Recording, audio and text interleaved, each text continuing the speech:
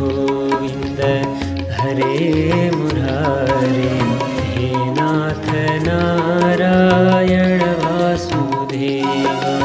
श्रीकृष्ण गोविन्द हरे मुरारे, हे नाथ नारायण वासुदेव।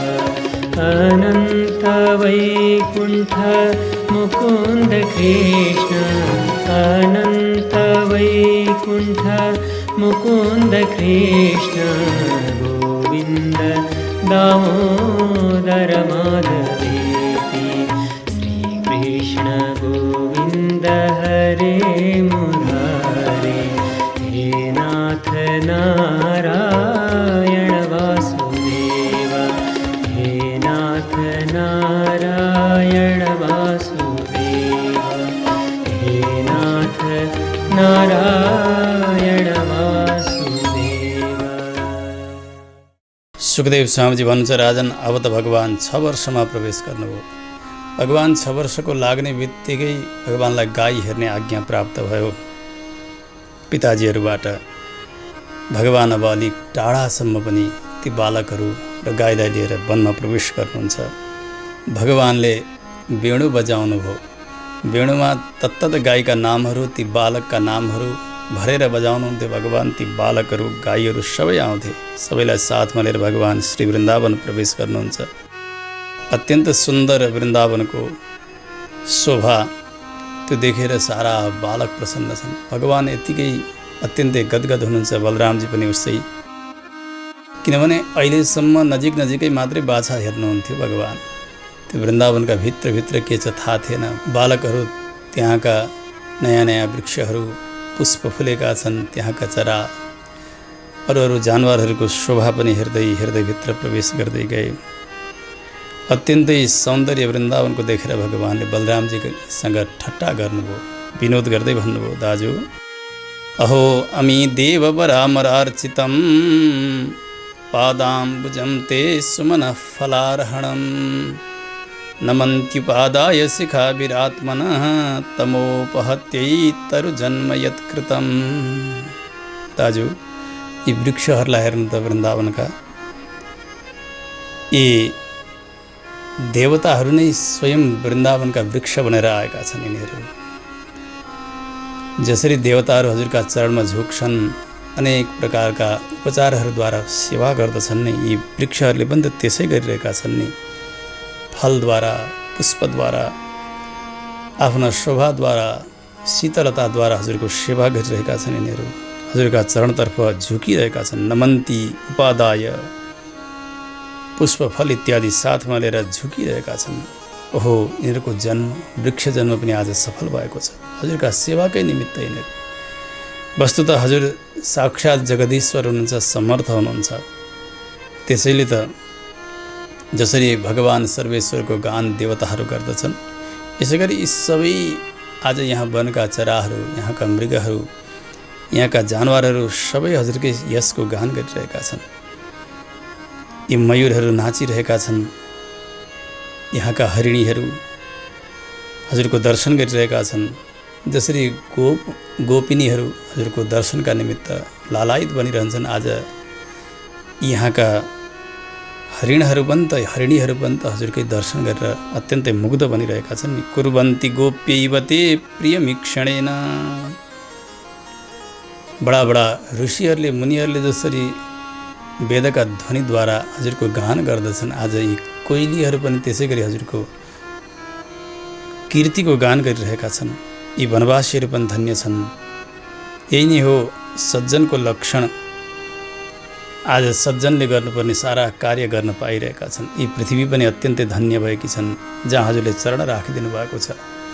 जसले आफ्ना चरणद्वारा स्पर्श गर्दै हुनुहुन्छ, हातद्वारा स्पर्श गर्दै हुनुहुन्छ, ती वृक्षहरू, ती लताहरू, ती लहराहरू, यी सबै अत्यन्तै धन्य बनिरहेका छन्। नद्योद्रयः खगमृगाः सदयावलोकैः गोप्योऽन्तरेण भुजयोरपि यत् स्पृहाश्रीः।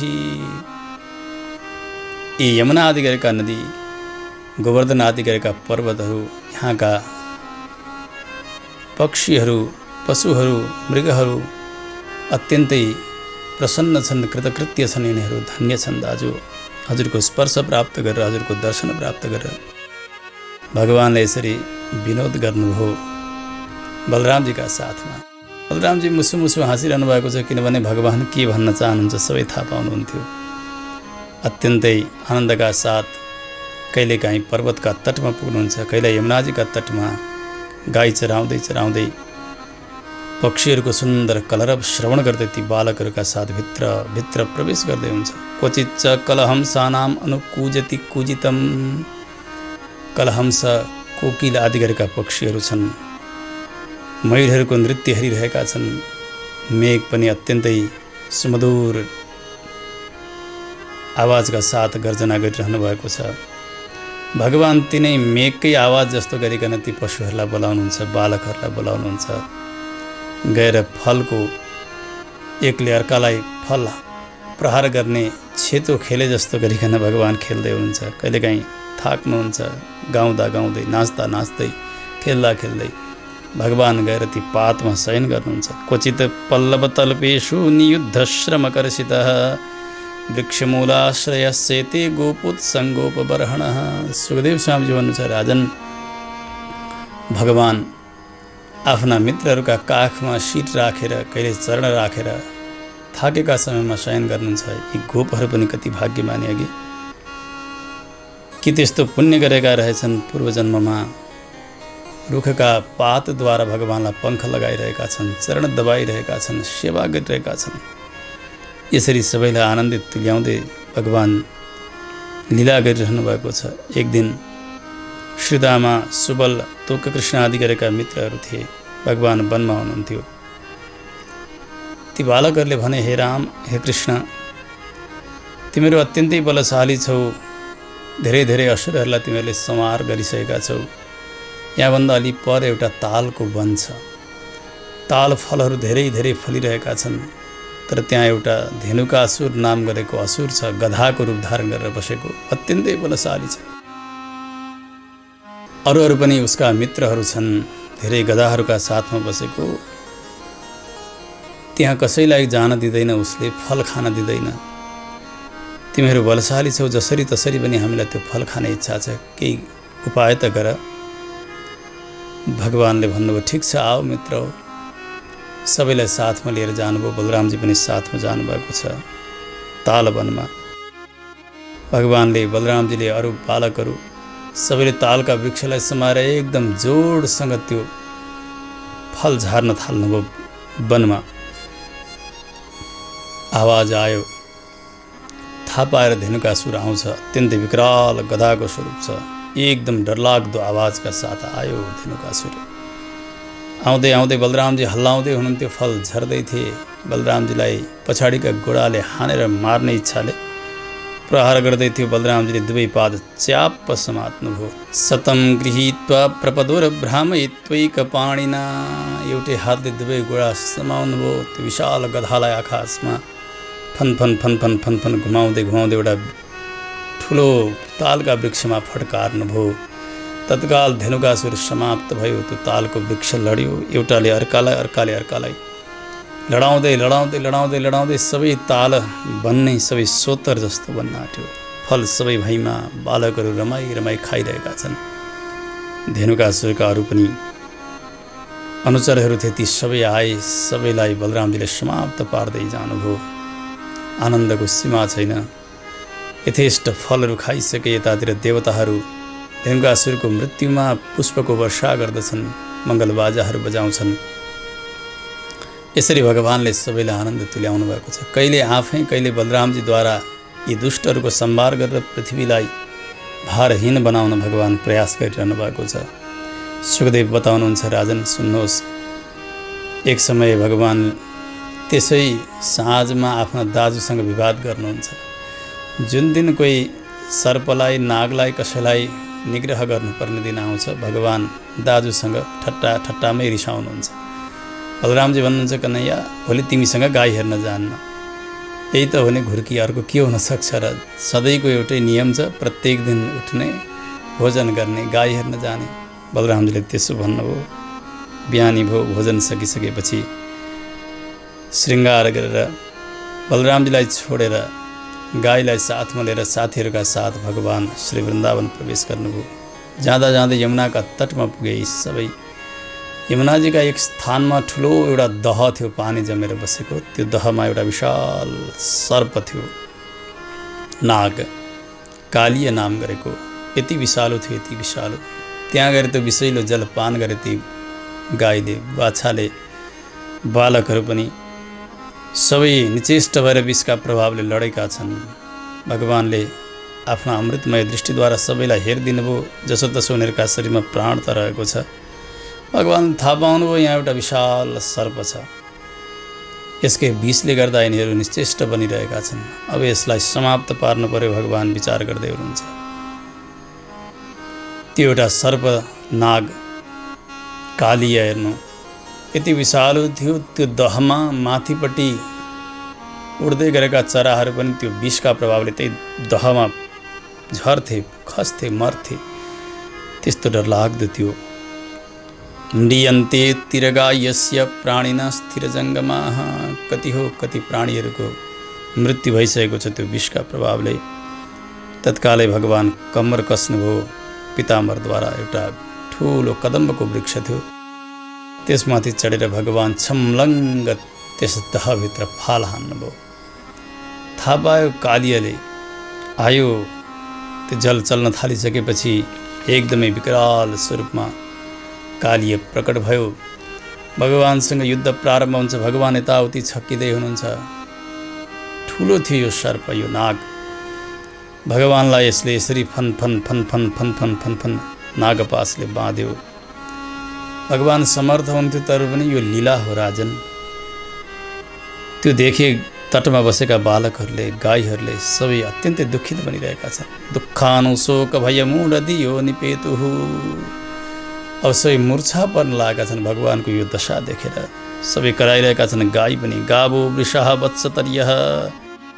बाछा, गोरु, गाई, बाछी सबै यति करुण क्रन्दन गरेर रोइरहेका छन् भगवानको यो अवस्था देखेर। त्यस्तो स्थिति भयो। उता यतातिर घरमा ब्रजमा अनेक प्रकारका उत्पातहरू सङ्केत हुन थाले।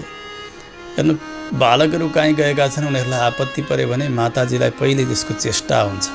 जन्म दिने आमालाई त्यो चेष्टा हुन्छ। भगवानको यो कष्टमा यशोदा मैयालाई अनेक प्रकारका अनिष्टहरूका सङ्केतहरू हुन थाल्दछन्। मैयाले भन्नुभयो, बलराम, आज कन्हैयाले तिमीलाई नलिकन गयो, हुनसक्छ कि आपत्ति परेको होला, हामी जाउँ। कहाँ गएको छ, जाउँ। नन्द आदि गरेका गोपहरू, अरू आमाहरू, यशोदा, रोहिणी आदि गरेका सबैजना दौड्दै दौड्दै कन्हैया कन्हैया कन्हैया पुकार्दै पुकार्दै वृन्दावनमा भित्र प्रवेश गरिरहनु भएको छ। धेरै अगाडि जाँदै जाँदै जब यमुनाजीका तटमा पुग्नुभयो, कालीय दहका नजिकै सारा बाछा, बालक, गाई निचेष्ट भएर लडेका छन्। कोही रोइरहेका छन्, कराइरहेका छन्। त्यो ध्वनि सुनेर पुग्नुभयो। भगवानका ती चरणका चिन्हहरू पैतालाहरूलाई पछ्याउँदै पछ्याउँदै जानुभएको थियो यहाँहरू सबै। भगवल्लक्षणैर्जग्मुः पदव्या यमुना तटम। उहाँ पुगेपछि चेष्टहीन भगवानलाई देखे सबैले। गोपी सबै करुण क्रन्दन गरेर हुन लागिरहेका छन्, मूर्छित छन्। सबैको यस्तो स्थिति भयो। सबैजना त्यही दहभित्र फाल हानेर प्राण त्याग्ने यस्तो प्रयास गर्न खोज्छन्। यशोदा मैया त आफूलाई सम्हाल्नै सक्नु भएन। भगवानको यो दशा नागले बेरेको छ कन्हैयालाई। दहमा फाल हान्न लाग्नु भएको थियो। बलरामजीले रोक्नुभयो मैयालाई, सम्झाउनु भयो। भगवान विचार गर्नुभयो, अब म यहाँ बसिरहेँ, यसो गरिरहेँ भने सबैले नै प्राण त्यागिदिनेछन्। अब त केही उपाय गर्नुपर्छ। भगवानले फेरि आफ्नो शरीरलाई बढाउँदै बढाउँदै जानुभयो। त्यो नागपास बढ्दै बढ्दै बढ्दै बढ्दै बढ्दै गयो। ठुलो बनिसक्ने बित्तिकै भगवान फेरि सानो बन्नुभयो। त्यो नागपास ठुलो थियो। भगवान फुत्त बाहिर आउनुभयो। अब भने कालीय एकदमै तिलमिलायो। भगवानलाई एक एक फणाले प्रहार गर्न खोज्दछ। त्यक्तोन्नमय्य कुपित स्वफणान् भुजङ्गः। अत्यन्तै डङ्का मार्न लाग्यो। जुन फणा प्रहार गर्थ्यो भगवान, त्यसमा आफ्ना चरणले प्रहार गर्नुहुन्थ्यो, टेकिदिनुहुन्थ्यो। रगत छाड्दै त्यो फणा समाप्त हुन्थ्यो। अर्को फणा, फेरि भगवान चरण, फेरि फणा, फेरि चरण प्रहार गर्दा गर्दै गर्दा गर्दै रगत छाड्दै छाड्दै छाड्दै समाप्त भयो कालीय प्रायः मृत प्राय भएर डङ्ग लडेको छ। प्राण त गएको छैन यसको। भगवान कालीयका शिरमा ताण्डव नृत्य गर्नुहुन्छ। भगवान शङ्करका ताण्डव नृत्यका गुरु भनेका भगवान श्रीकृष्ण हुनुहुन्छ। तन्मूर्ध्न रत्न निकर स्पर्शाति ताम्र पादाम्बुजोखिल कलादि गुरुर्ननर्त। भगवान अत्यन्तै सुन्दर नृत्य गर्नुभएको छ। भगवान शङ्करले आकाशबाट देवताहरूका साथ यो नृत्य हेरिरहनु भएको थियो। त्यसकारण भगवान शङ्करले भगवान श्रीकृष्णबाट यो नृत्यको शिक्षा लिनुभयो। समाप्त भए ती सबै फणहरू, रगत छादिरहेको छ, मूर्छा पटिरहेको छ। थाहा पाए उसले स्मृत्वा चराचर गुरुं पुरुषं पुराणं नारायणं तमरणं मनसा जगाम। उसले थाहा पायो स्वयं भगवान आदि नारायण आज कृष्ण बनेर आउनुभएको रहेछ। मैले यस्तो अपचार गरेँ। अब मनद्वारा भगवानलाई त सम्झ्यो उसले, बोल्न सक्ने अवस्था छैन। यता नागपत्नीहरू थिए। पतिको यो दशा जस्तै भए पनि पति हो, भगवान स्वयं आउनुभएको छ। भगवानसँग केही न केही स्तुति गरौँ, भगवानको प्रार्थना गरौँ भनेर सबै प्रकट भए नागपत्नीहरू। देवी जस्ता बनेर सुन्दरी हात जोड्छन्, भगवानका चरणमा झुक्छन् र भगवानसँग भन्छन्, प्रभु हजुरले जो दण्ड दिनुभएको छ नि हाम्रा पतिलाई, यो न्यायोचित दण्ड हो। न्यायो हि दण्ड कृत किल विशेषमिन् तवावतार खल निग्रहाय। हजुरको अवतार नै दुष्टको निग्रह गर्नका निमित्त हुन्छ, सज्जनको रक्षाका निमित्त हुन्छ। परित्राणाय साधूनां विनाशाय च दुष्कृताम। यही कुरा बताए नागपत्नीहरूले। हाम्रा पति यति नै अपराधी थिए, जुन अपराधको सजाय आज यिनले पाएका छन्। हजुरले कुनै अन्याय गर्नुभएको छैन। हजुरका लागि को आफन्त को पराया, कसमा न्याय कसमा अन्याय, हजुर सबैलाई न्याय नै गर्नेवाला हुनुहुन्छ। जीवात्माले अपराध गर्दछ, त्यो अपराध अनुसारको फल उसले भोग्ने हो। हजुरका लागि कोही आफ्नो पक्षको कोही परपक्षको भन्ने छँदै नै छैन। धत्से दमम फलमेवानुशंसन। त्यस हुनाले आज यति नै अपराधी थिए नि, अपराधको फल यिनले प्राप्त गरे। अपराधी नभएको भए यिनले सर्प योनि प्राप्त गर्थे र धेरै अपराध गरेका कारण त यस्तो अत्यन्त निकृष्ट योनि प्राप्त गरेका हुन् यिनले। परन्तु आज यिनलाई हजुरले जो दण्ड दिनुभयो, यो दण्ड पनि अनुग्रह नै बनेको छ। उनले आफ्नो वास्तविकतालाई चिनिरहेका छन्। क्रोधोपि तेनुग्रह एव सम्मतः।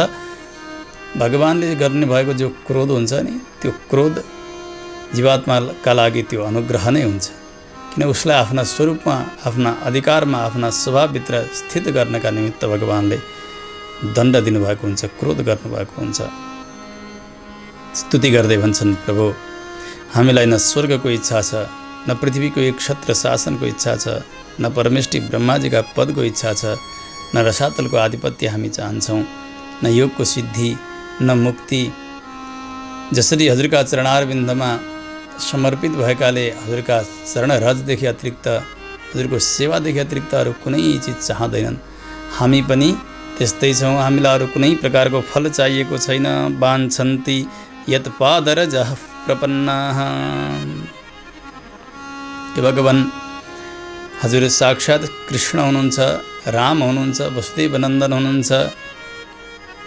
प्रद्युम्न अनिरुद्ध आदि गरेका हजुरका चतुर्व्यूह स्वरूप छन् यस्ता भगवान, जो आज यदुकुलका पति भनेर, रक्षक भनेर अवतार लिनुभएको छ। यस्ता प्रभुलाई हामी बार बार वन्दना गर्दछौँ। नमः कृष्णाय रामाय वसुदेवसुताय च प्रद्युम्नाय अनिरुद्धाय सात्वतां पतये नमः। सुन्दर स्तुति गरे नागपत्नीहरूले र भगवानसँग आँखाभरि आँसु बनाएर भन्छन्, प्रभु एकपटक कोही सेवकले अपराध गर्यो भने स्वामीले त्यसलाई क्षमा दिनुपर्छ, त्यसलाई सहनुपर्छ। यो शास्त्रको नियम हो। आखिर हजुरकै त हुन् नि सबै। यो सर्प भने पनि यहाँका जगतका सारा जड चेतन यी सबै हजुरकै अधीनका वस्तु हुन्। आज उनले नगर्ने अपराध गरे हजुरलाई नजानेर। हजुरले अवश्य पनि क्षमा गर्नुपर्छ। हजुर स्वामी हुनुहुन्छ, जगदीश्वर हुनुहुन्छ। यदि बुद्धि थियो भने यस्तो अपराध उनले कहाँ गर्थे र प्रभु। त्यसो हुनाले ज्ञान नभएकालाई, बुद्धि नभएकालाई नै दयाको, कृपाको वर्षा गर्नुपर्ने हो। अनुगृह्णीस्व भगवन् प्राणान् त्यजति पन्नगः, स्त्रीणां न साधु शोच्यानां पतिः प्राणः प्रदीयताम्। हजुर कृपा गर्नुहोस्, यिनलाई क्षमा दिनुहोस्। कुनै पनि पत्नीका लागि पति प्राण स्वरूप हुन्छन्, स्वयं प्राण नै हुन्छन् पति भनेका। त्यस कारणले हामी हाम्रा प्राणको भिक्षादान मागिरहेका छौँ, यिनलाई नमारिदिनुहोस्। नागपत्नीहरूले यति सुन्दर भगवानको स्तुति गरेर क्षमा याचना गरे, यस प्रकारको विनय गरे। भगवानले अब दुष्ट कालियालाई मार्ने इच्छा छोडिदिनु भयो। हेर्नु, जतिसुकै दुष्ट भए तापनि कोही भक्तले आएर त्यो दुष्टको रक्षाका निमित्त हे प्रभु यसलाई छोडिदिनु भनेर प्रार्थना गर्ने भने भगवान छोडिदिनुहुन्छ। भक्तको पराधीन भगवान हुनुहुन्छ। आज यी नागपत्नीहरूले यसरी आफ्ना प्रेम, आफ्ना भक्तिका अधीनमा भगवानलाई बनाए। भगवानले सो हेरिदिनु भयो। मर्न लागेको कालिया, उसका शरीरमा अलिअलि शक्तिको सञ्चार हुन थाल्यो, अलिअलि श्वास, अलिअलि शरीर चल्न थाल्यो। क्षत विक्षत बनेको छ शरीर। कालिया जसोतसो रगत फिज जस्तो काट्दै काट्दै भगवानको स्तुति गर्दछ। हे प्रभु, हामी अत्यन्तै मूर्ख हुन्छौँ, सर्प जाति तामसी हुन्छौँ। सर्पले धेरै पछाडि भए पनि बदला लिने गर्दछ। यस्तो स्वभाव यस्तो बनेको छ। यो स्वभाव कसैले पनि त्याग्न सकिने रहेछ। स्वभाव हो दुस्त्यजो नाथ लोकानाम यदसद्ग्रहः। स्वभाव यस्तो हो कि कसै गरी पनि त्यो छुट्दैन। भन्नै भनिन्छ नि, नानीदेखि लागेको बानी भनेर। कालियाले भन्यो सर्प जातिको स्वभाव नै यही हो, धेरै पछाडि पनि बदला लिने। त्यस कारणले यो स्वभाव बनाइदिने पनि त हजुर नै हुनुहुन्छ नि। यो सारा जगत हजुरले बनाउनु हो। यी गुणहरू तत्तत स्वभावहरू सबैलाई प्रदान गर्नुभयो। सर्पलाई यस्तै स्वभाव दिनुभयो हजुरले। त्यही स्वभावले मैले यस्तो अपराध गरेँ। कथम त्यजामः त्वन्मायां दुस्त्यजाम मोहिता स्वयं। बडे बडे देवताहरू पनि मोहित हुन्छन् हजुरका मायाले। म एउटा सर्प जातिको मैले कसरी जान्न सकौँ, कसरी हजुरलाई जगदीश्वर भनेर चिन्न सकौँ। त्यसो हुनाले हे प्रभु, मैले जे अपराध गरेँ, अब हजुर कृपा गर्नुहुन्छ भने गर्नुहोस्, अथवा अझै दण्ड दिनुहुन्छ भने पनि दिनुहोस्। अब मेरो केही पनि उपाय छैन। अनुग्रहम निग्रहम वा मन्यसे तद् विधेहि। जे इच्छा छ त्यही गर्नुहोस्। कालियाले यसरी नतमस्तक बनेर प्रार्थना गर्यो। भगवानले भन्नुभयो, कालिया अब तैँले यहाँ नबस, जा त आफ्ना स्थानलाई समुद्रमा एउटा रमणक नाम गरेको द्वीप, त्यहाँ बस्थिस्। त्यहाँबाट यहाँ आइपुगिस्। अब यहाँबाट फेरि त सबै सपरिवारलाई लिएर उहीँ जा, आफ्नै स्थानमा जा। तँलाई अब गरुडको डर हुने छैन। मेरा चरणको चिन्हले चिन्हित बनेको छस् त। तेरा फणामा मेरा चरणका चिन्हहरू स्थापित छन्। त्यसो हुनाले यो चरण चिन्हलाई देखेर गरुडले केही पनि गर्ने छैनन्। जा अब ढुक्क भएर वहाँ बस आफ्ना स्थानमा। भगवानले आज्ञा दिएपछि कालियाले आफ्ना पत्नीहरू साथमा भएर भगवानको आफ्नो शक्तिअनुसार सेवा गर्यो। अत्यन्तै प्रसन्न हुनु भगवानका चरणमा वन्दना गरेर सपरिवार कालिया रमणक नाम गरेको द्वीप जो समुद्रमा थियो उतातर्फ गयो। त्यस पछाडि यमुना जल अमृत समान अत्यन्तै पवित्र हुँदै जानुभयो। अब कुनै प्रकारका दोष छैन। यो बीचको सम्बन्ध सिद्धियो। राजाले सोध्नुभयो, प्रभु किन यो आफ्नो आवास रमणक नाम गरेको द्वीप त्यसलाई छोडेर के कारण कालिया यहाँ आएको थियो, अनि किन फेरि भगवानले त्यहाँ पठाउनु भयो? गरुडले किन केही गर्दैनन् भनेर आज्ञा भयो नि हजुरले? गरुडसँग के सम्बन्ध थियो कालियाको? सुखदेव स्वामीजी बताउनुहुन्छ, राजन गरुडकी माताजी विनता, त्यसै गरी यी सर्प नागहरूकी आमा भनेकी कद्रु, यिनीहरूका बीचमा एकपटक वैरभाव भयो। एकदमै ठुलो झगडा भयो। विनता अत्यन्तै रिसाउनु भएको छ। कद्रुले धेरै दुःख दिएकी छन्। आफ्ना पुत्र गरुडजीसँग भन्नुहुन्छ, बाबु साह्रै दुःख दिए यसले। गरुडजीले भन्नुभयो, माताजी म अब यसको उपचार गर्छु, हजुर चिन्ता नगर्नुहोस्। माताजीसँगको त्यो वैरभावलाई स्मरण गरेर गरुडजीले जति पनि सर्पहरू थिए ती सर्पलाई जहाँ जता भेट्यो त्यतै खान सुरु गर्नुभयो। जतासुकै सर्पको हत्या, सर्पलाई समाप्त पार्दै जानुभयो। सर्पहरू त सबै डराए। अब सर्प कुलकै नाश हुने जस्तो स्थिति भयो। सबै ब्रह्माजीका पास पुग्छन्। ब्रह्माजीसँग भने, प्रभु हाम्रो रक्षा गर्नुहोस्। ब्रह्माजीले सबै सर्पहरूलाई साथमा राख्नुभयो। यतातिर गरुडजीलाई पनि बोलाउनु भयो। दुवै पक्षको कुरा सुनिसकेर ब्रह्माजीले भन्नुभयो, गरुड, अब आजका दिनबाट तिमीले प्रत्येक दिन एउटा परिवारबाट एक साप मात्रै खान पाउनेछौ। तिमीले यो व्यवस्था हुनेछ। जतासुकै यसरी विध्वंस नगर। ब्रह्माजीका आज्ञाले त्यसै गर्दै हुन्थ्यो। गरुडजी एक परिवारबाट एक सर्प भेटीका रूपले दिन्थे, त्यही खानुहुन्थ्यो। चल्दै थियो। समय बित्दै गयो। अब त हेर्नु, यो कालीय जब भयो, कालीय अत्यन्त उद्दण्ड थियो। ऊ आफूलाई नै एकदमै सम्राट ठान्थ्यो। उसले भने, ए नाग हो, ए सर्प हो, अब गरुडको आहार बन्ने होइन, हामीले गरुडसँग युद्ध गर्नुपर्छ। सबैलाई पनि निषेध गर्यो। आफू पनि अब आफ्ना परिवारबाट कसैलाई नदिने पनि भयो। यो थाहा पाएर गरुडजी रिसाउनु भयो। कालीयका साथ अत्यन्तै ठुलो युद्ध प्रारम्भ भयो। कालीय पनि बलियो थियो। गरुडजीसँग युद्ध चल्दै गयो।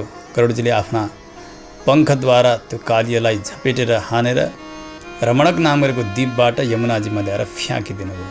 उछिटिएर पर्यो त्यहाँ भने गरुडजी प्रवेश गर्न पाउनुहुन्न थियो। कारण के थियो भने, एक समय सौबरी ऋषि यमुनाजीका जलभित्र तपस्या गर्दै हुनुहुन्थ्यो। गरुडजी जतिखेर आएर त्यो तपस्याका बीचमै आएर यमुनाजीका भित्रका माछाहरूलाई, जलचरहरूलाई खाने गर्न थाल्नुभयो। सौबरी ऋषिलाई अत्यन्तै रिस उठ्यो। यो खाली तपस्यामा भङ्ग गर्ने, विघ्न टाल्ने। हे गरुड, अत्र प्रविश्य गरुडो यदि मत्स्यान् सखादति सद्यः प्राणैर्वियुज्येत सत्यमेतद् ब्रवीम्यहम्। श्राप दिएर भन्नुभयो, आजका दिनबाट गरुडभित्र प्रवेश गरेर यहाँ माछा खाने काम गर्यो भने उसको प्राणै जानेछ, मृत्यु हुनेछ। यो श्राप थाहा थियो गरुडजीलाई। अब त्यो यमुनाजीका जलभित्र प्रवेश गर्ने सामर्थ्य राख्नुहुन्न थियो, आँट गर्नुहुन्न थियो। कालीय संयोगले त्यही यमुनाजीभित्र खस्यो। युद्ध गर्दा गरुडजीका पङ्खबाट उछिटिएर सुरक्षित छ। ऊ त्यहीँ बसेको छ। गरुडजी त्यहाँ प्रवेश गर्न नसकेका कारण त्यहाँ बस्दा उसले त्यो दहमा विष यति फैलायो। त्यो विषका प्रभावले सबैलाई सताइदिरहेको। त्यस कारणले आज भगवानले त्यो कालीयलाई त्यहाँ निग्रह गर्नुभयो। भगवानले भन्नुभयो, यहाँ मात्र गरुडले केही नगर्ने होइन, अब तँलाई मैले चरण राखिदिएको छु नि, यहाँबाट बाहिर गइस् भने पनि अब मेरा भक्त गरुडले तँलाई केही गर्ने छैन, मेरा चरणका सम्बन्धले गर्दा।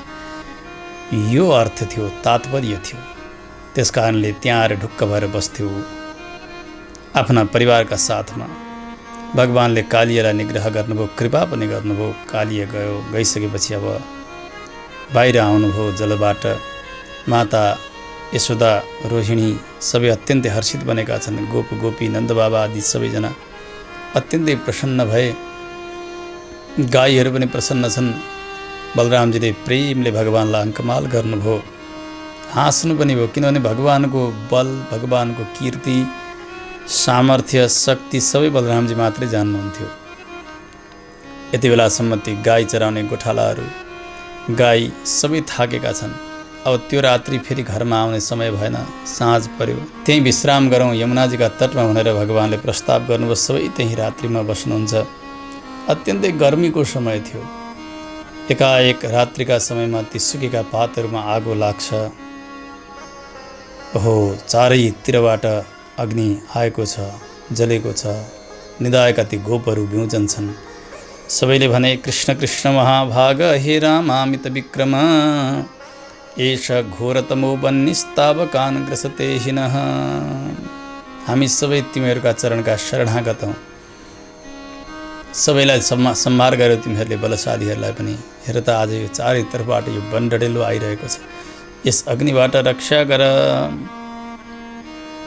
भगवानले भन्नुभयो, सबैजनाले आँखा बन्द गर्नुहोस्। आज्ञा भयो। सबैले आँखा बन्द गरे।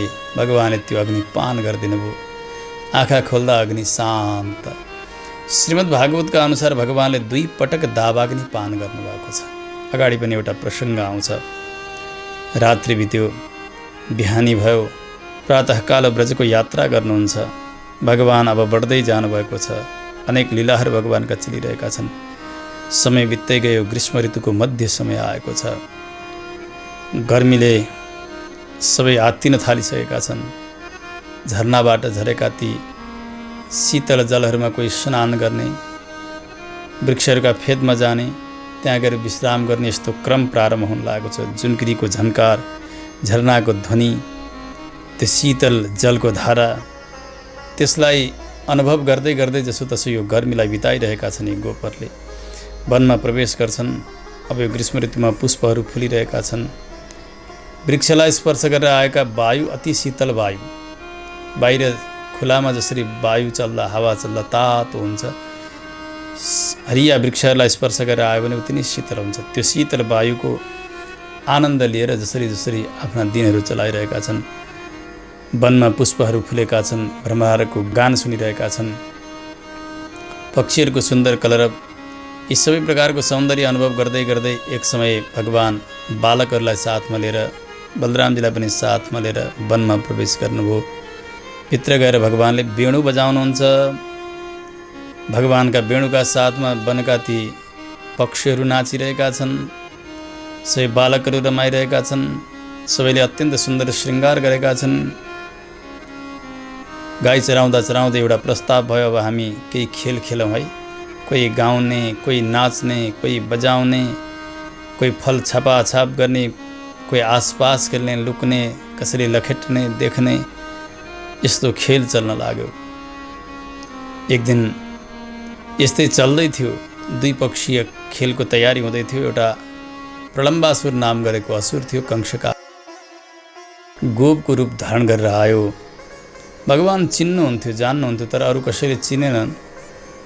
ऊ आयो, आएर मित्रता स्वीकार गर्यो, सबैसँग मिल्यो। अब त्यो खेलमा ऊ पनि सहभागी बन्ने भयो। दुई पक्ष छ, एउटा बलरामजीको पक्ष, अर्को भगवान श्रीकृष्णको पक्ष। यो प्रलम्बासुरले भगवानकै पक्षलाई स्वीकार गर्यो। खेल यस्तो छ, खेलमा जसले जित्छन् ती जित्नेलाई हार्नेले आफ्ना पिठ्यूमा बोकेर निश्चित स्थानसम्म लिएर जानुपर्ने। बालकहरूको यस्तै खेल त हुन्छ। भगवान त्यसै गरी खेल्दै हुनुहुन्थ्यो। एउटा सीमा राखिएको थियो, हार्ने बित्तिकै फेरि जित्नेलाई पिठ्यूमा बोक्नुपर्ने, दौडाएर बोकेर लगेर त्यहाँ लगेर छोडिदिनु पर्ने। चल्दै थियो। भगवान श्रीकृष्णका पक्षले हारे। अब यो गोप हार्यो, हारिसकेपछि बोक्ने पालो आयो। बोक्दा बलरामजीलाई आफ्ना पिठ्यूमा बोक्यो उसले। खेल्दै जाँदै वनमा पनि भाण्डिरक नाम गरेको एउटा वटवृक्ष थियो, त्यहाँ पुगिसकेका थिए यिनीहरू। त्यहाँबाट निश्चित स्थानमा लिएर जानुपर्ने। यता भगवान श्रीकृष्णले श्रीदामालाई बोक्नुभयो, भद्रसेनले वृषभलाई, प्रलम्बासुरले बलरामलाई। हार्नेले जित्नेलाई भुकिरहेका छन्, लिएर जाँदैछन्। सबैले त आफ्ना स्थानमा लगेर छोडे, तर त्यो प्रलम्बासुरले भने बलरामजीलाई त्यहाँबाट पनि अगाडि दौडाई लिएर गइरहेको छ। ए छोड भयो भन्दै हुन्छ, बलरामजी मानेको छैन।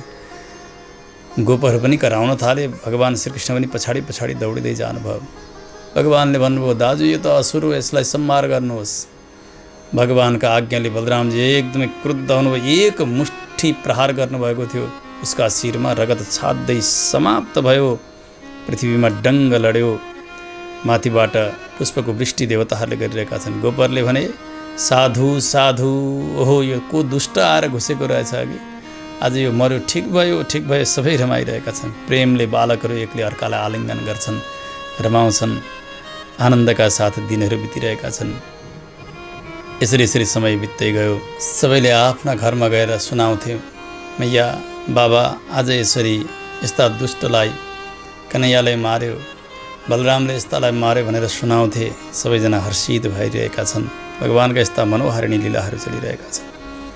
एक समय भगवान वनमा प्रवेश गर्नुभएको थियो। गोप बालकहरू सबै खेलमा मस्त रहेका थिए। गाईहरू पनि वनका भित्र प्रवेश गरेर चर्दै थिए। धेरै समय भयो, गाईहरूलाई नदेखेर बालकहरू आत्तिन्छन्। भगवानले ती गाईहरूलाई नामले पुकार्नुहुन्छ। ती गाईहरू नजिक आउन थाले। बालकहरू थाकेका छन्। गाई वरिपरि आउन थाल्दै थिए। आउँदै एकाएक वनमा चारैतर्फबाट आगो लाग्यो। त्यो अग्नि नजिक आइरहेको छ। भगवान बालकलाई देखेर, गाईलाई देखेर त प्रसन्न हुनुभयो। गाई पनि प्रसन्न छन्, बालकहरू पनि प्रसन्न छन्। परन्तु त्यो अग्निलाई देखेपछि एकाएक करुण क्रन्दन गर्न थाले यिनीहरू, रुन कराउन सुरु गर्छन्। गाईहरू पनि चिच्याउन सुरु गरे। समीरितः सारथि नोल्बणोल्मुकैः बिलेलिहान स्थिर जङ्गमान महान। त्यहाँ भएका केवल वृक्षहरू मात्रै होइन, लहराहरू मात्रै होइनन्, त्यहाँका चराचुरुङ्गी सबै जलाएर ध्वस्त गर्दैछ त्यो अग्निले। त्यो एउटा काँसको वन, काँस सिरु, अति नै सुकेको गर्मीको समय थियो। हेर्नु, वनमा एक वृक्ष अर्कोसँग रगट्यो भने पनि त्यहाँबाट अग्नि प्रकट हुन्छ। फेरि अति नै तातो भएका समयमा, अति त्यो सुक्खा भएका बेलामा त्यो अग्नि छिटै फैलन्छ पनि। त्यसै गरी फैलदै फैलदै आयो। गोपाश्च गावः प्रसमीक्षभीताः। गोपहरू पनि आत्तिएका छन्, गाईहरू पनि आत्तिएका छन्। गोपहरू आएर भगवान्का चरणमा आइपुगे। आएर हात जोडेर भन्छन्, कृष्ण कृष्ण महावीर, हे रामामित विक्रम, दावाग्निना दह्यमानान् प्रपन्नान् त्रातुमर्हतः। हे कृष्ण, हे महावीर, हे राम, हे बलशाली, हे बलदेव, दावाग्निले हामी जलेर मर्न आँट्यौँ। हामी हजुरहरूका शरणमा छौँ, रक्षा गर्नुहोस्, रक्षा गर्नुहोस् पुकार गरे। उनीहरूले भगवान्सँगको सम्बन्ध पनि बताउँछन्। नुनम त्वद बान्धवा कृष्ण, हामी तपाईँहरूकै बान्धव हौँ, हजुरकै अधीन हौँ। हजुर सम्पूर्ण धर्मलाई जान्नेवाला हुनुहुन्छ, हजुर हाम्रा स्वामी हुनुहुन्छ। त्वन्नाथा त्वत्परायणाः, एकमात्र उपाय पनि हजुर नै हुनुहुन्छ हाम्रा। त्यसो हुनाले रक्षा गर्नुहोस्। शरणागतिमा यही स्थिति रहन्छ। हेर्नु, रक्षिष्यति विश्वासः गोप्तृत्ववर्णम तथा। म भगवानको हुँ, भगवानले अवश्य पनि मेरो रक्षा गर्नुहुन्छ भन्ने एउटा विश्वासको स्थिति भइसकेपछि त्यस्ता रक्षकलाई वरण पनि गर्नुपर्छ। जस्तो कसैले कसैलाई मन पराएर मात्र भएन, जबसम्म स्वयंवर गर्दिनन् ती युवतीले, ती युवक उनका निमित्त पति बनिदिँदैनन्, रक्षक बनिदिँदैनन्। त्यस्तै प्रकारले शरणागत चेतनले पनि भगवानलाई रक्षक मानेर मात्र भएन, रक्षक रूपले वर्ण पनि गर्न पर्यो। यी गोपहरूले भने, त्वन्नाथा त्वत्परायणाः, हाम्रा स्वामी हजुर हुनुहुन्छ, हाम्रा रक्षक हजुर हुनुहुन्छ, रक्षक रूपले वर्ण पनि गरे। अब त्यस्तो स्थितिमा यो शरणागति कहिल्यै खेर जाँदैन। भगवानले अब यस्ता आफ्ना शरणागत चेतनको रक्षा गर्ने इच्छा गर्नुभयो। बचो निशम्य कृपणम बन्धुनाम। यी आफन्त, यी शरणमा परेका यी गोपहरूका वचनलाई सुनेर भगवानले भन्नुभयो, ए बाबु हो, सबैले आँखा बन्द गर, नडराओ, केही पनि हुन्न। निमीलय त मा भैष्ट लोचनानी। सबैले आँखा बन्द गर। भगवानको आज्ञा भयो। सबै आँखा बन्द गरिरहेका छन्, थरथर काँपिरहेका छन्। भगवानले त्यो विशाल बन्डडेललाई जसरी एउटा अञ्जलीमा पानी लिएर घटघट घटघट पिइन्छ, यसै गरी सारा त्यो बन्डडेलो भगवानले स्वाट पिइदिनु भयो। भगवानका मुखबाट अग्नि प्रकट भए। वेदले यही बताउनुहुन्छ, चन्द्रमा मनसो जात चक्षुः सूर्यो अजात श्रोत्रात् वायुश्च प्राणस्य मुखात् अग्निः अजायत। मुखबाट अग्नि प्रकट हुनुहुन्छ। त्यसैले सारा यज्ञहरू गरिन्छन् नि, त्यो यज्ञमा अग्निमा जब आहुति दिइन्छ, हवि प्रदान गरिन्छ, त्यो भगवानकै मुखमा दिइएको हो, त्यो भगवानलाई प्राप्त हुन्छ। अग्नि भगवानका मुख। त्यसकारणले आफ्ना मुखबाट प्रकट भएका अग्निलाई भगवानले आफ्नै मुखभित्रै प्रवेश गराइदिनु भयो, स्वाट पिइदिनु भयो। त्यस पछाडि भगवानले भन्नुभयो, सबैले आँखा खोल। आज्ञा हुने बित्तिकै सबैले आँखा खोल्छन्। एकाएक त्यो आगो सबै बन्द भएको छ, शान्त भएका छन्। यति प्रसन्न भए सबै। उनीहरू सबैले भगवान श्रीकृष्णलाई साक्षात् देवता माने। हो, हाम्रो कन्हैया स्वयं ईश्वर पो हो कि क्या हो? कोही इन्द्र हो कि वरुण हो कि कुबेर हो कि कस्तो देवता रहेछ कि यति सामर्थ्यशाली। अति नै प्रसन्न भए। साँझ पर्यो। सायङ्कालमा गाईलाई साथमा लिएर बिँडो बजाउँदै बजाउँदै भगवान दाजुलाई अनि आफ्ना मित्रहरूलाई पनि साथमा लिएर घरतर्फ प्रस्थान गर्नुहुन्छ। सबैले घरमा गएर सुनाए, आज कन्हैयाले यसरी बन्डडेलोबाट हाम्रो रक्षा गर्यो। माता पिता सबै खुसी छन्। सबैले विचार गरे, हो कति आपत्ति परेका अघि। धेरै यो प्रलम्बासुर नाम गरेको असुरले पनि कष्ट दिएको छ। पहिले पनि धेरै असुरहरूले कष्ट दिए। आज बन्डडेलोबाट पनि रक्षा गरे राम र कृष्णले। त्यसो हुनाले यिनीहरू त देवताहरूमा पनि उत्तम देवता हुनुपर्दछ। मेनिरे देव प्रवरौ कृष्ण रामौ। बलराम र कृष्ण यिनीहरू उत्तम देवता हुन्। सबै आनन्दित छन्, भगवानमा प्रेम बढेर गएको छ। अब त ग्रीष्म ऋतु सकियो, वर्षा ऋतु प्रारम्भ हुन लाग्यो। वर्षा ऋतु प्रारम्भ हुने बित्तिकै आकाशमा मेघहरू देखिन थाल्दछन्, बादल लाग्यो, एकदम चारैतिर कालो भएर आउने अनि समय समय विद्युत चम्कने, गड्याङ गुडुङ गर्ने, यस्तो समय हुन लाग्यो। फेरि समय बढ्दै जान्छ, आवाज गर्दै मेघ गर्जन्छन्, माथिबाट सुन्दर वर्षा हुन्छ। वर्षा हुने बित्तिकै अत्यन्त सन्तप्त बनेकी पृथ्वी शीतल बन्न लागिन्। अब शीतलता आउन लाग्यो सबैतिर। सुकेका ती वृक्षहरू पनि हरिया हरिया हुन थाले, घाँस प्रशस्त हुन लाग्यो। यमुनाजीमा जल पनि प्रशस्त भएको छ। सबै प्राणीहरू प्रसन्न भएका छन्। ती मेघका गर्जनालाई सुनेर भ्यागुताहरू पनि बर्खामा टर्र टर्र आवाज गरिरहेका छन्। श्रुत्वा पर्जन्य निनदम मण्डुका व्यसृजन गिरह। यो पनि एउटा वर्षाको लक्षण हो। हेर्नु, भ्यागुता पनि जतिखेर कराउँदैनन्। त्यो वर्षालाई देखेर अब वर्षा हुन्छ भनेपछि आनन्दित भएर उनीहरू कराउँछन्। एउटा शुभ सङ्केत हो। साना साना नदीमा पनि धेरै ठुलो बाढी आउन लागेको छ। पानी हिलो मैलो भएको छ। वन सबै हरियालीले ढक्क भएको छ। बाली पनि उति नै सुन्दर। क्षेत्राणी सस्य सम्पदभिः कर्षकाणां मुदं ददुः। किसानलाई के हुन्छ भने वर्षा भयो भने एकदमै आनन्दी हुन्छ किसान। ओहो, अब चाहिँ यो हाम्रो जीवन रक्षा गर्ने, हाम्रो जीवन दान दिने यो वर्षा भइरहेको छ। अब अन्नबाली धेरै हुन्छ भनेर वर्षा हुन लागेपछि मस्त रहन्छन् किसानहरू। अरू केही नै चाहिँदैन। धनीनाम उपतापम च दैवाधीनम अजानताम। जति सम्पत्ति हो, सम्पत्तिमा सबैभन्दा ठुलो सम्पत्ति भनेको अन्न नै हो। अन्नद्वारा नै सबैको रक्षा भएको हुन्छ। अन्नकै बदलावमा अरू अरू सम्पत्ति साटिन्छ, त्यसलाई लेनदेन गरिन्छ। त्यसो भएको हुनाले सबैजना सम्पन्न भएका छन्, प्रसन्न भएका छन्। वर्षा भयो, माथिबाट पर्वतहरूबाट पनि जलका धाराहरू गिरिरहेका छन्। गिरयो वर्षधारा विहन्यमाना नबिव्यथुः। सर्वत्र हरियाली। गोवर्धन पर्वत पनि हरियो बन्नु भएको छ। मार्ग अब सबै धोइ पखाली भएको छ, घाँसयुक्त भएका छन्। झप्प घाँस पलाएको छ। मार्गा बभूवु सन्दिग्धाः तृणैः छन्ना हे संस्कृताः। आनन्दको समय आयो, किनभने गोप जातिहरू सबै गाई पाल्ने, खेती गर्ने अनि यसै गरी वनविहार गर्ने, फल कन्दमूल इत्यादि सङ्ग्रह गर्ने, यिनीहरूका लागि यो वर्षा नै एउटा जीवन जस्तो बन्यो। पानीका धेरै नाममध्ये एउटा जीवन पनि नाम हो। हेर्नु, पयः किलालम अमृतम जीवनम भुवनम वनम, यी सबै पानीका नामहरू हो।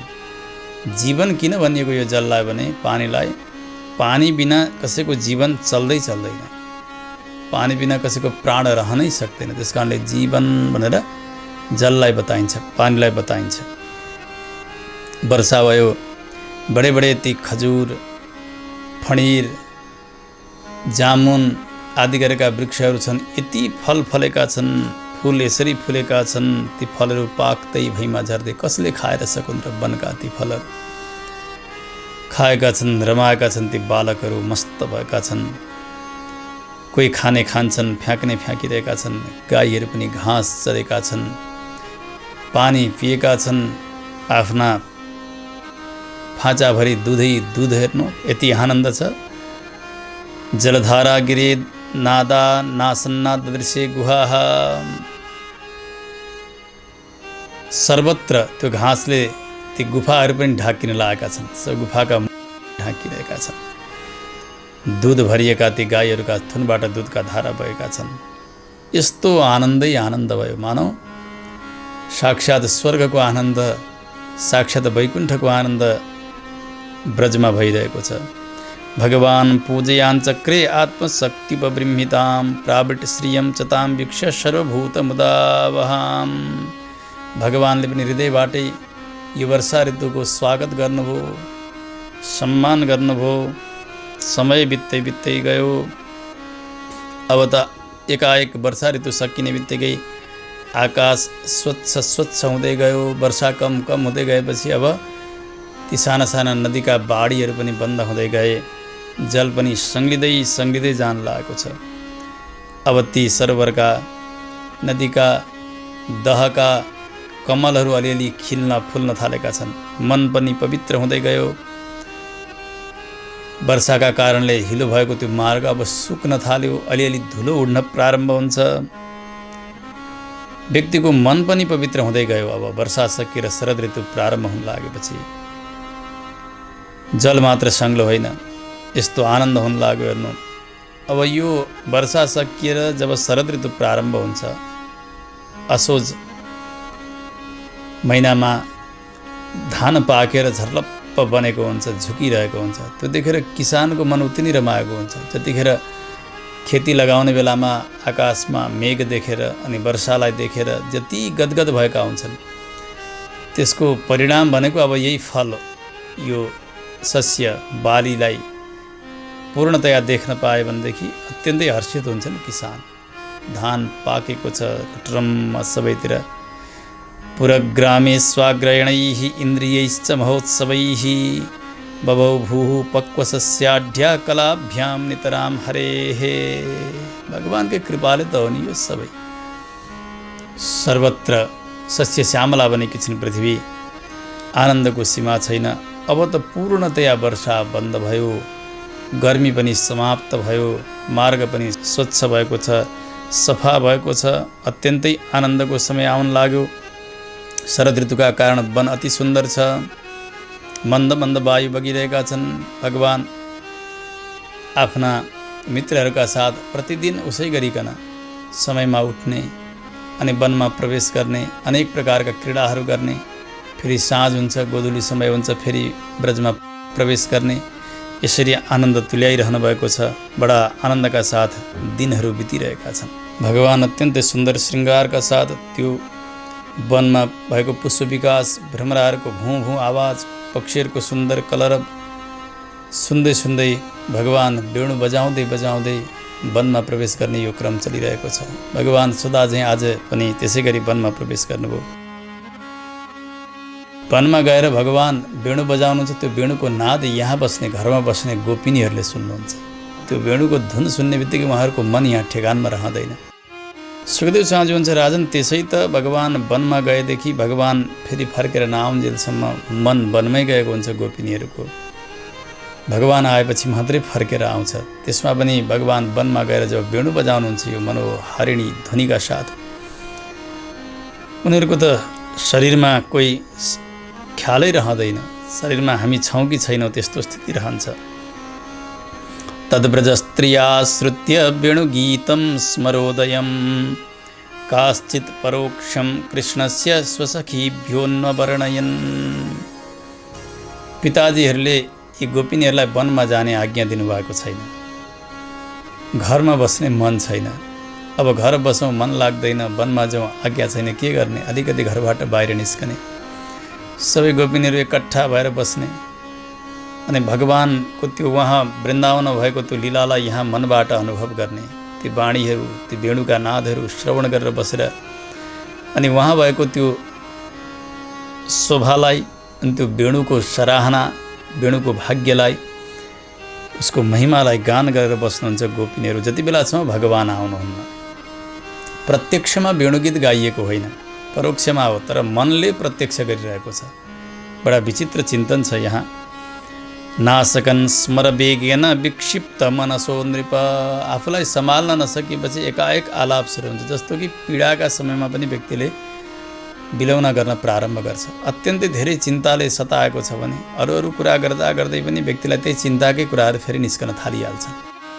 अत्यन्तै हर्ष छ, कुनै समाचार सुनाउनु परेको छ भने पनि अरू विषयान्तरको चर्चा हुँदै पनि फेरि त्यही निस्किन्छ व्यक्तिको। आज यी सबै गोपिनीहरूको मन विक्षिप्त भएको छ, भगवानकै साथमा गएको छ। त्यस कारणले यहाँ घरका अरू कामका कुनै पनि चर्चाहरू यिनीहरू गर्न सकिरहेका छैनन्। सबै गोपिनीहरू कृष्ण चर्चा गरेर बसिरहेका छन्। त्यो वेणुको भाग्यको सराहना गरिरहेका छन्। भगवानको दिव्य सौन्दर्यको अनुभव यहाँ मनद्वारा गरिरहेका छन्। मनद्वारै मानव यिनीहरू सबै वृन्दावन प्रवेश गरेका छन्। भगवान यति सुन्दर लाग्नुभएको छ। बर्हापीडं नटवरवपुः कर्णयोः कर्णिकारं बिभ्रदवासः कनककपिशं वैजयन्तीं च मालां रन्ध्रान् वेणोरधरसुधया पूरयन् गोपवृन्दैः वृन्दारण्यं स्वपदरमणं प्राविशद गीतकीर्तिः। सुखदेव स्वामीजी भन्नुहुन्छ, राजन मनद्वारा भगवानको यस्तो दिव्य झाँकीको अनुभव गोपिनीहरू गरिरहेका छन्। बर्हापीडम, भगवानले मयूरपङ्ख शिरमा धारण गर्नुभएको छ। भगवान नटवरवपुः, एउटा नटुवाको जस्तो भगवानको स्वरूप छ। भगवानको गलामा टेढो, कम्मरमा टेढो, चरणमा टेढो, कानमा भगवानले मकराकृति कुण्डल धारण गर्नुभएको छ। चम चम चम्कने पिताम्बर भगवानले धारण गरिबक्सेको छ। सुनको करधनी लगाइबक्सेको छ। गलामा वैजयन्ती माला, भगवानले ती लाल लाल ओठमा त्यो वेणु राखेर आफ्ना सुकोमल अङ्गुलीद्वारा ती वेणुका छिद्रमा यसरी हात नचाइकन अत्यन्तै सुन्दर तीव्र वेणुमा नाद गर्नुभयो। त्यो वेणुको ध्वनिले सारा वृन्दावन गुन्जित भइरहेको छ।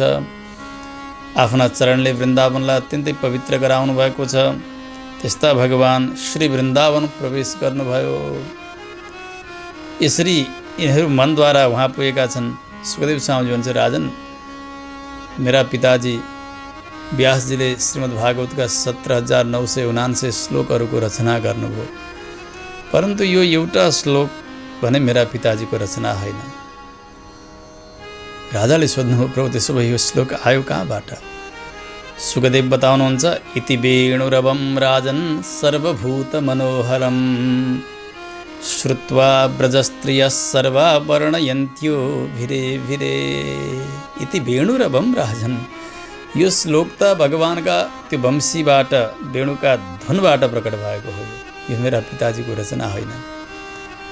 भगवानको यस्तो सौन्दर्य, यस्तो झाँकी यो देखेर, यो अनुभव गरेर गोपिनीहरूले आफूलाई सम्हाल्न सक्नु भएन। अब त्यो वेणुको भाग्यको सराहना गर्दै गोपिनीहरू भनिरहनु भएको छ, जसलाई श्रीमद्भागवतमा वेणु गीत भनेर बताइन्छ। एक गोपी अर्का गोपीसँग चर्चा गर्नुहुन्छ, अर्की गोपी अर्की गोपीहरूसँग चर्चा गर्नुहुन्छ, परस्पर चर्चा भइरहेको छ। गोपिनीहरू भनिरहनु भएको छ, हे गोपी हो सुन सुन, अक्षण्वतां फलमिदं न परं विदामः सख्यः पशूननु विवेशयतोर्वयस्यैः वक्त्रं ब्रजेशसुतयोरनुवेणुजुष्टं यैर्वा निपीतमनुरक्तकटाक्षमोक्षम्। हेर हेर सकियो, कसैले आँखो पाएको छ, त्यसैको आँखो सफल छ जसले श्याम सुन्दरको यो सौन्दर्यको दर्शन गरेको होस्। कसैको जीवन सफल छ भने श्याम सुन्दरको सौन्दर्यको दर्शन गर्ने जीवन नै सफल बनेको छ। हो हेर त, यी पशुहरूलाई साथमा लिएर गाईहरूका पछाडि पछाडि वनमा जाँदा होस् अथवा आउँदा नै होस्, वहाँबाट फर्केर आउँदा होस्, अधरमा वेणु राखेर, वंशी राखेर त्यो वेणु बजाउँदै बजाउँदै अनि सबै जति पनि छन् उस सबैलाई प्रेमभरी दृष्टिले हेर्दै अनि जान्छन् अनि आउँछन्। हेर त, योभन्दा अर्को ब्रह्मानन्द के हुन सक्दछ र?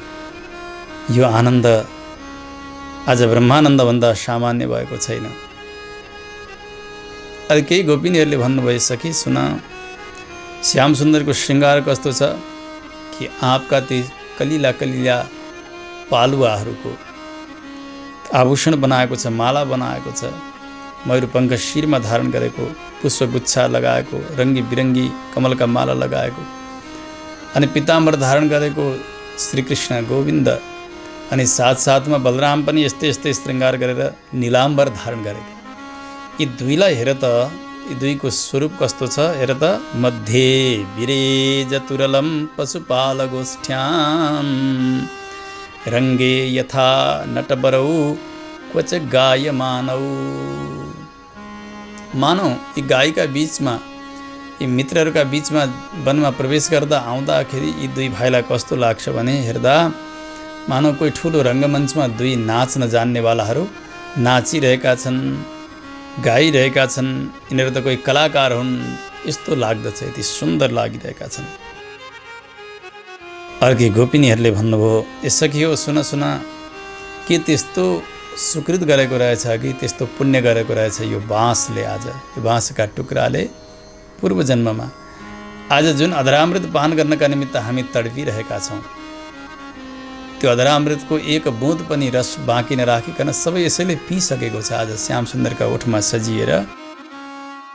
के त्यस्तो पुण्य गरेको रहेछ कि हामी सबैलाई खिसी गरिकन आज हामी जे चाहिरहेका छौँ त्यो त यो बेणुले पाइरहेको छ, यो बाँसले पाइरहेको छ। हेर त यो सौभाग्यलाई देखेर जुन बाँसलाई जलसेचन गर्दथे ती तलाउहरू, ती नदीहरू जल दिन्थे, जलसेचन गरिदिन्थे, तिनीहरू पनि आज मुग्ध भएर हाँसिरहेका छन्। त्यो कमल खिलिरहेका छन् तलाउमा, ती कमल खिलेका मानव यिनीहरूका रोमाञ्च भनेको हो।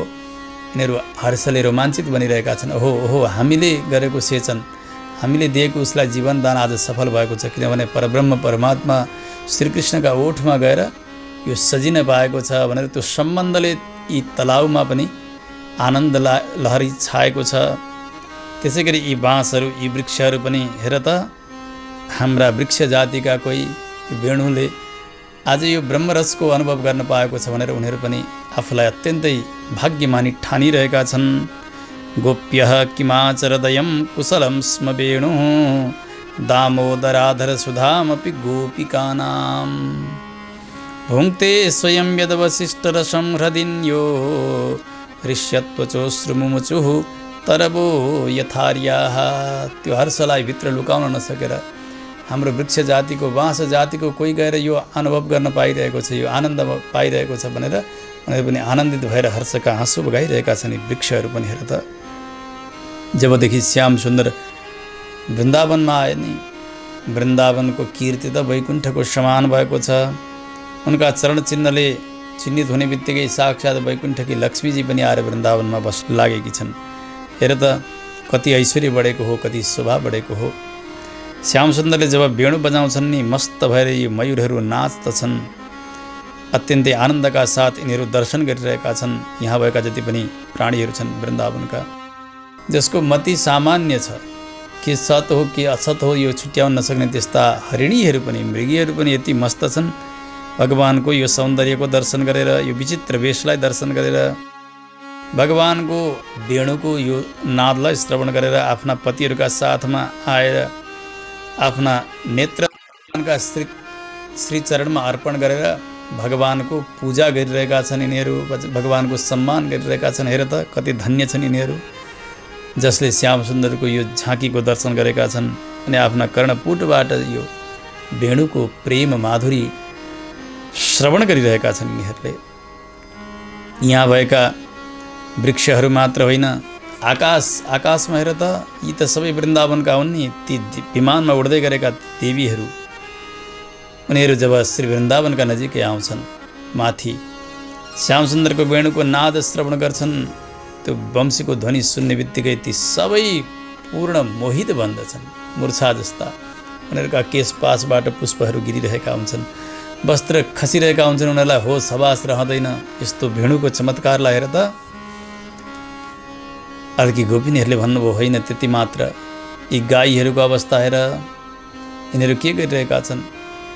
जब घाँस चर्न लाग्दछन्, घाँस चर्दा त्यो जो घाँस मुखमा परेको हुन्छ, वेणुको नाद सुन्ने बित्तिकै यिनीहरू त्यो चपाउन बिर्सिन्छन्। आमाको दुध पिउन लागेका ती बाछाहरू त्यो दुधको घुँड्की निल्न बिर्सिरहेका छन्। यिनीहरूको आँखाबाट हर्षका आँसु बगिरहेका छन्। मानव यी गाईहरू, यी बाछाहरू सबै एउटा भित्तामा कोरेका चित्र जस्ता यिनीहरू बनिरहेका छन्। सावाह स्नुतस्तनपय कवलास्मतस्थुः गोविन्द महात्मनिदृशा श्रुकलास प्रसन्त्यः। कति आनन्द हगि, यिनीहरूकै जीवन धन्य छ हगि। हामीभन्दा यिनीहरू नि धेरै भाग्यमानी छन्, किनभने साथमा छन् नि यिनीहरू श्याम सुन्दरका। पक्षीहरू त यी सबै स्वयं मुनिहरू नि हुन्, यी ऋषिहरू नि हुन्। हेर त जसरी ऋषिहरूले वेद ध्वनिद्वारा परब्रह्म परमात्माको गान गर्दछन्, आज त्यसै गरी कोइली आदि गरेका पक्षीहरू पनि, यी आकाशमा उड्ने पक्षीहरू रुखका हाँगा हाँगामा डाली डालीमा बसेर श्याम सुन्दरको यो सौन्दर्यको अनुभूति गर्दै, वंशीको नादलाई श्रवण गर्दै गर्दै अत्यन्तै आनन्दका साथ अति कोमल गान गरिरहेका छन्, कलरव गरिरहेका छन्। प्रायो बताम्ब विहगा मुनयो वनेस्मिन् कृष्णेक्षितं तदुदितं कलवेणु गीतम। यहाँ हाँगामा पातमा डालीमा बसेर आनन्दका साथ भगवानको स्वरूपको गान गरिरहेका छन्। त्यस कारणले यिनीहरूकै जीवन धन्य छ। यिनीहरू त कोही चरा होइनन्, त साक्षात् मुनि हुन्, साक्षात् ऋषिहरू हुन्। अर्की गोपिनले भन्नुभयो नै, यी त सबै चेतन हुन् जति बतायो तिमीहरूले, परन्तु यी जड यी यमुनाजीको दशा आएर त यिनको के भएको छ, जब श्याम सुन्दरको वेणुको ध्वनि यिनले सुन्छन्, यिनी अत्यन्तै छालले उच्छलित भएर कमल पुष्प लिएर मानव भगवानका चरणमा त्यो पुष्प अर्पण गर्नका निमित्त तयार भएकी हुन्छन्। एकाएक त्यो वेणुको नाद सुन्ने बित्तिकै उनको गति बन्द हुन्छ। आजै बग्दै गरेकी यमुना बन्द भइन्, उनको वेग समाप्त भयो भगवानका वेणुका नादले गर्दा। जसरी हामी श्याम सुन्दरलाई अघिल्तिर पाएर अङ्कमाल गर्नलाई हात उठाउँछौँ, अघिल्तिर गएर जड जस्ता बन्छौँ, आज यी यमुनाजीको दशा यही नै भइरहेको छ। हेर त हेर, यी मेघ आज भगवानलाई अत्यन्त कष्ट भयो, गोविन्दलाई कष्ट भयो भनेर वनमा त्यसरी छाताले तापबाट रक्षा गर्दछ, त्यसै गरी छाता जस्तो भनेर माथि मेघ प्रकट भएका छन्। हेर त श्री वृन्दावनमा, अनि माथिबाट मानव पुष्पले स्वागत गरे जस्तो आफ्ना मन्द मन्द मन्द वर्षधाराद्वारा सेवा गरिरहेका छन्। प्रेम प्रवृद्ध उदित कुसुमावलीभिः सख्युरव्यधात् स्ववपुषाम्बुद आतपत्रम। छाता जस्तो भनेर भगवानको सेवा गरिरहेका छन् यिनीहरूले। गोवर्धन जो भगवानका सेवकहरूमा, भगवानका भक्तहरूमा श्रेष्ठ, यस्ता गोवर्धनको अवस्था हेर त, जसलाई श्याम सुन्दरले चरणले स्पर्श गरिदिएका छन् नि, यिनको जीवन कति धन्य बनेको छ। यदि रामकृष्ण चरण स्पर्श प्रमोद, यति आनन्दित भएका छन्। त्यसैले त गोवर्धनमा कुनै प्रकारको कमी छैन। आज सबैको मानलाई बढाइदिनेवाला त्यस्ता गोवर्धन भगवानद्वारा सम्मानित बनेर अत्यन्तै हर्षित भएर माथिबाट झरनाहरूद्वारा सेवा गरिरहनु भएको छ। विश्रामका निमित्त यी कन्दराहरू तयार गरिदिइरहनु भएको छ। यिनको भाग्यको कसले सराहना गर्न सक्दछन् र सबैको सेवा उनले गरिरहेका छन्। मानव सपरिवार भगवानको सेवा उनी गरिरहेका छन्। यहाँका वृक्षहरू, लहराहरू, पर्वत, यहाँका जङ्गलका पशु पक्षी आदि गरेका यी चेतनहरू आज जड जस्ता बनेका छन्। यहाँका पत्थर आदि गरेका जडहरू आज चेतन जस्ता बनेका छन्, पत्थर पग्लिन लागेका छन्। यमुना आदि गरेका नदीहरूको वेग रोकिरहेको छ। यस्तो दशा हुन लाग्यो वेणु नाद श्रवण गरेर। यस प्रकारले वेणुको भाग्यको प्रशंसा गर्नुभयो गोपिनीहरूलाई। वेणुको महिमाको गान गर्नुभयो, जसलाई वेणुगीत भनिन्छ। हेर्नु, भगवानले वेणु बजाइसकेपछि सारा जड चेतन जस्ता चेतन जड जस्ता बने। सबै अत्यन्तै पुलकित बनेका छन्, आनन्दित बनेका छन्। कृष्ण गोविन्द हरे मुरारे, हे नाथ नारायण वासुदेव, अनन्त वैकुण्ठ मुकुन्द कृष्ण, अनन्त वैकुण्ठ मुकुन्द कृष्ण, गोविन्द दामोदर माधवेति, श्रीकृष्ण गोविन्द हरे मुरारे, हे नाथ नारायण वासुदेव, हे नाथ नारायण वासुदेव, हे नाथ नारायण